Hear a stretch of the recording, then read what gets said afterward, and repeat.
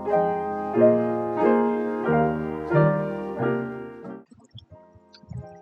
rekan-rekan mahasiswa, perkenalkan saya Arnold dari program studi Informatika Universitas Katolik Musi Caritas. Di sini saya akan menjelaskan tentang real-time scheduling. Real-time scheduling ini bagian dari mata kuliah Sistem Operasi. Baiklah, kita masuk ke pengertian. Pengertian real-time scheduling.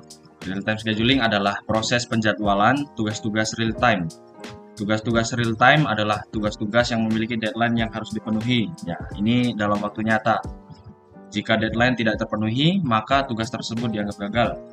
Nah, real-time scheduling itu ada dua jenis. Yang pertama, hard real-time scheduling, yaitu tugas-tugas hard real-time harus selesai memenuhi kebutuhan deadline mereka. Jika tidak, maka akan terjadi bencana. Contoh tugas hard real-time adalah sistem kontrol pada rem mobil. Yang kedua, ada soft real-time scheduling. Tugas-tugas soft real-time scheduling tidak harus selalu memenuhi deadline mereka.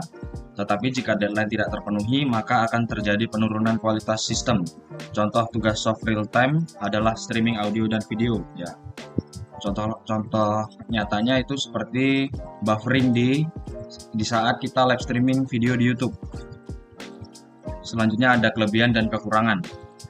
Yang pertama, kelebihan, real-time scheduling dapat menjamin bahwa tugas-tugas akan memenuhi deadline mereka. Hal ini penting untuk sistem-sistem yang kritis. Real-time scheduling dapat meningkatkan kinerja sistem dengan memastikan bahwa tugas-tugas yang paling penting dijalankan terlebih dahulu. Lalu yang kedua ada kekurangan. Kekurangan dari real-time scheduling tidak fleksibel jika persyaratan sistem berubah. Real-time scheduling dapat menjadi kompleks untuk sistem dengan banyak tugas dan persyaratan yang ketat. Selanjutnya kita akan masuk ke contoh kasus. Ya, di sini terdapat 3 proses. Proses yang pertama itu memiliki kapasitas 2 dan periode 15. Lalu yang proses kedua memiliki kapasitas 3 dan periode 5. Lalu proses ketiga memiliki kapasitas 2 dan periode 10. Nah, di real-time scheduling ada yang namanya interval. Nah, kita mengambil interval itu dari periode yang paling kecil. Di sini periode yang paling kecil adalah 5. Jadi, interval yang kita gunakan adalah 5. Jadi, setiap 5 interval ada proses baru. Di sini, masuk ke waktu 0, akan dimasukkan proses kedua sebanyak 3 kali sesuai dengan kapasitasnya. Lalu masuk proses ketiga karena periode proses yang pertama lebih besar daripada periode ketiga, jadi proses yang ketiga akan dieksekusi lebih dulu. Lalu baru masuk ke proses yang pertama. Di sini akan berhenti karena intervalnya 5.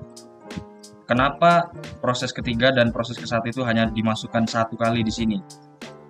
Karena setiap interval itu jika tidak mencukupi harus memberikan slot 1 untuk proses lainnya. Jadi semua proses dapat diselesaikan dalam 1 interval.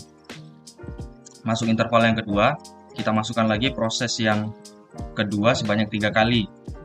Nah, di sini tadi kan yang proses ketiga dan pertama itu belum selesai. Jadi kita masukkan lagi yang proses ketiga dan pertama itu di interval yang kedua. Nah, di sini proses yang ketiga dan yang pertama itu sudah selesai. Jadi, di interval selanjutnya yang dimasukkan itu hanya proses yang kedua. Nah, di sini sudah selesai semua prosesnya. Lalu kita lanjutkan. Nah, ini penyelesaiannya. Ini yang tadi saya katakan. Pertama kali kita harus memilih periode terkecil untuk digunakan sebagai interval. Dalam kasus ini, proses T2 memiliki periode yang paling kecil, yaitu 5. Nah, ini syarat yang kedua.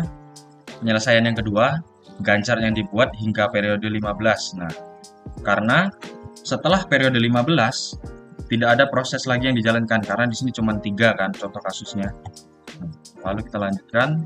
Dalam waktu 0 proses T2 dieksekusi. Ini sesuai penjelasan saya tadi. Ini hanya ringkasan saja. Dalam kasus ini semua proses dapat memenuhi deadline-nya. Proses pertama dapat menyelesaikan eksekusinya dalam 2 unit waktu.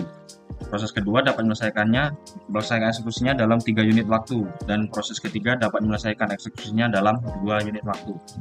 Itu kesimpulan dari contoh kasus tadi. Mungkin itu saja dari saya. Sekian dan terima kasih.